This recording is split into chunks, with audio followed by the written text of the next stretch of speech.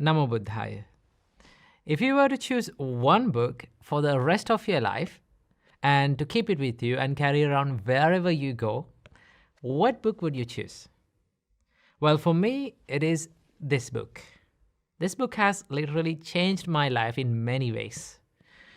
And whenever I feel down, whenever I feel stressed, I take out this book and read 2 or 3 pages and I find the answer for my problem. Well, if you ask, and this book is very famous that it is considered the handbook of Buddhists, right? Now, if you ask, what is the religious book of Christians? You can clearly say it is the Bible. What is the religious book of Muslims? You can clearly say it is Al-Quran. What is the religious book of Judaism? You can say it is Torah. What is the religious book of Hinduism? It is the Bhagavad Gita. Well, if you ask from a Buddhist, what is your religious book? Then they will say, oh, we don't have one book. We have an array of books. There are a lot of books when it comes to religious scriptures in Buddhism. But out of all these religious scriptures books, right, in Buddhism, this book is it is considered the handbook of all the Buddhists. So this book is none other than the Dhammapada itself, right? So Dhammapada has literally changed my life in many ways. So what is Dhammapada? Dhammapada is a set of verses that was preached by the Buddha himself. Now there are 423 verses in this collection, and it is divided into 26 chapters, each explaining different kind of topics like happiness, like violence, or loving kindness, or about the wise man, about the foolish, or about the Buddha, right? So it contains a lot of verses which explains about the life as well, right?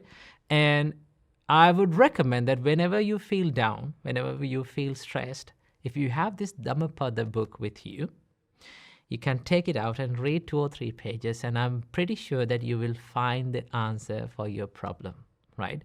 I have heard from a lot of my Hindu friends that they're using the Bhagavad Gita whenever they feel down, then whenever they feel stressed, they take this Bhagavad Gita and they read 2 or 3 pages and they find the answer for their problem. Well, for the Buddhists, in the Buddhist practice, I would highly recommend Dhammapada book to use as the handbook of every person. Dhammapada has a lot of advices and life lessons that they are wonderful. So let's take some time to read 2 or 3 verses and see how wonderful they are. In Dhammapada verse number 103, the Buddha says, though one may conquer 1,000 times 1,000 men in battle, yet he indeed is the noblest victor who conquers himself. So the Buddha says, no matter how much you conquer, no matter how much you battle in the battleground, the most difficult war is to conquer yourself, to win yourself. See how wonderful it is. In the next verse, the Buddha says, self-conquest is far better than the conquest of others. Not even a god, an angel, Mara or Brahma can turn into defeat the victory of such a person who is self-subdued and ever restrained in conduct. So the Dhammapada contains such kind of verses which gives you the inspiration or the motivation, the strength to build up yourself, to focus more into yourself. And also in Dhammapada verse 166, the Buddha says, let one not neglect one's own welfare for the sake of another, however great. Clearly understand one's own welfare, let one be intent upon the good. So the Buddha says, no matter what happened, first of all, you have to focus on yourself, your own welfare. If you made your own welfare, if you protect yourself, then only you can protect others and help others in the correct way, right? So it helps you to be more self-conscious, more self-focused, and to build up yourself. In verse number 290, the Buddha says, if by renouncing a lesser happiness, one may realize a greater happiness, let the wise man renounce the lesser, having regard for the greater. Now, I find this verse is so important and so inspiring, right? Because for me especially, when I'm living as a monk, sometimes I have found a little bit stressed out, like times where I feel down and stressed out. Right? Then I always think, okay, you're intending a greater happiness. You are going to achieve a greater happiness. Then you must be willing to let go of that lesser happinesses, cheaper happinesses, if you are focused on a greater happiness, right?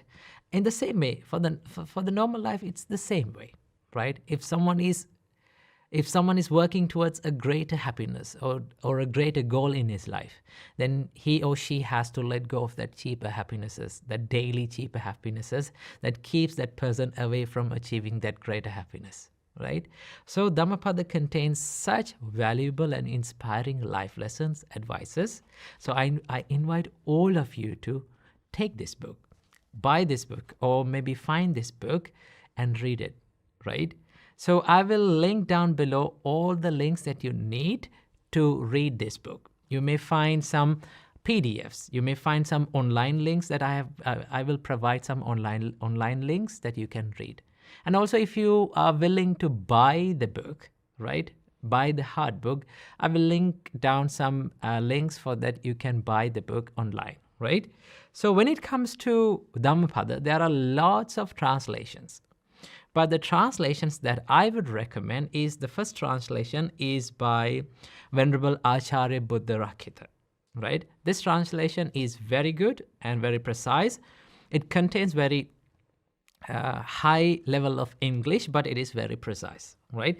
And also, there's another translation that I would highly recommend. That is the translation from my teacher, Venerable Kiribati Jnanananda Thero. In this book, you may find all the verses in the most simplest and easy to understand form, right? So if you can buy this book, and these are the two translations that I would recommend for all of you. So I invite all of you to buy or read it online or find PDFs and read these books, read this Dhammapada book, and then you will find a lot of valuable life lessons. So that is all for today. I wish you all, may you be healthy and may you live in peace. Namo Buddhaya.